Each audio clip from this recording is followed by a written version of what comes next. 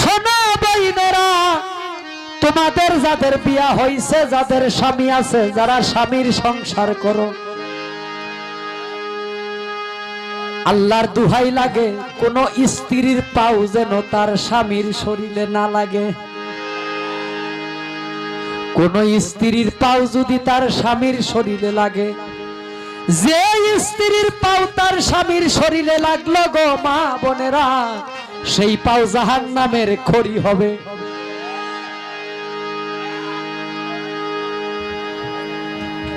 এখন ওয়াজ শেষ কইরা বাড়ির দিকে যায়। বাড়িত গেলে বউ করছে কি, ওই যে কইছে স্বামীর শরীরে যদি স্ত্রীর পাও লাগে তাহলে পাও যাইব জাহান্নামে।